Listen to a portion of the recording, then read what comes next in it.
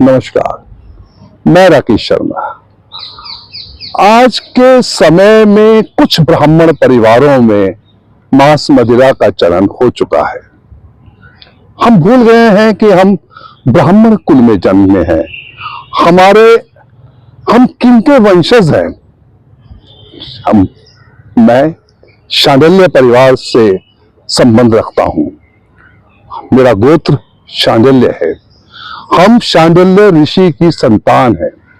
अब शांडिल्य ऋषि के बारे में सब जानते हैं।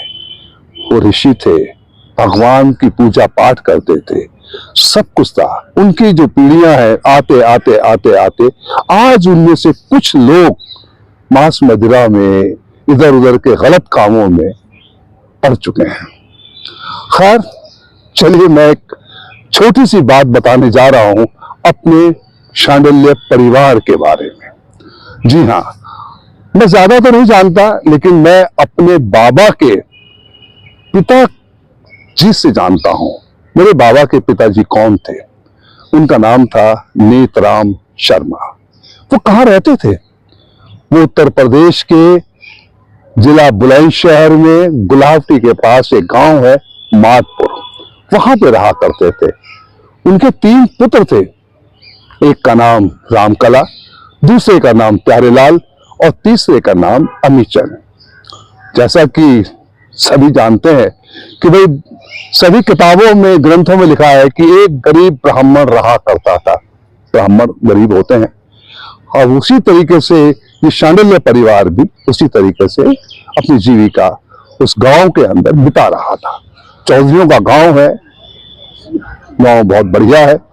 वो ब्राह्मणों को बड़ी मान सम्मान इज्जत के साथ प्यार करता था, और आज भी वो प्यार करता है। बच्चे बड़े हो गए, पढ़ लिख गए।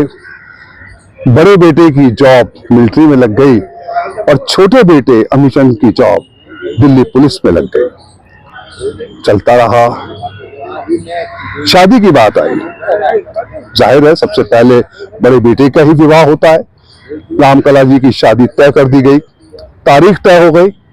लेकिन जिस दिन शादी थी, मिलिट्री से उन्हें छुट्टी नहीं मिली और वो गांव नहीं पहुंच पाए। जब नहीं पहुंच पाए तो उनकी जगह उनके छोटे भाई प्यारेलाल से विवाह कर दिया गया। जी हाँ, प्यारेलाल जी को, जो हमारे दादा, बड़े दादा थे, उनकी जो दादी से विवाह हुआ, उनका नाम था खजानी देवी। हमारी दादी खजानी देवी की एक छोटी बहन थी, दुर्मा देवी। उनका विवाह हमारे दादा अमीचंद जी के साथ में कर दिया गया।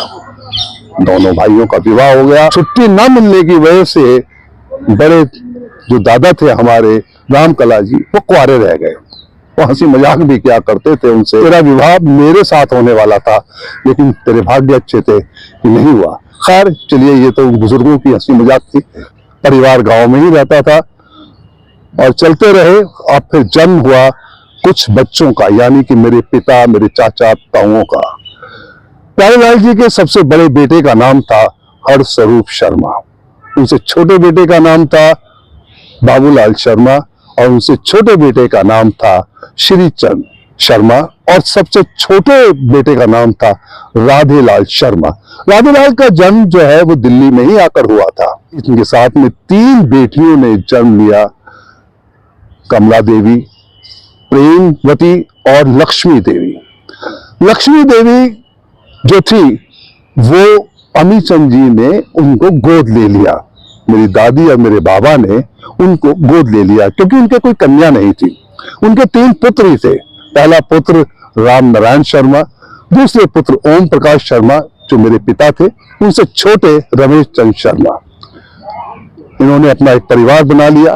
3 पुत्र और एक पुत्री को अपने बड़े भाई से गोद लेकर अब आगे इस परिवार की जो पूरी स्टोरी है, कौन कहाँ रहता है, क्या काम करता है, आज की तारीख में वो क्या क्या है, किस किस डिपार्टमेंट में है, किस सरकारी डिपार्टमेंट में, कौन अपने व्यापार में, वो सब हम बताएंगे। लेकिन अभी फिलहाल मैं आपको उस गांव में ले चलता हूं जिस गांव से इनकी शुरुआत हुई है, यानी कि हमारी शांडिल्य परिवार की शुरुआत हुई है। ये गांव है माधपुर, गुलावटी के पास, जिला बुलंदशहर में। तो बीच में वीडियो को स्किप मत कीजिएगा। मैं आपको गांव लेकर चलता हूं और वहां गांव में हमारे देवता हैं और उन देवताओं की जो खासियत है, जो उनकी पावर है, वो मैं गांव में चलकर ही आपको बताऊंगा। तो चले।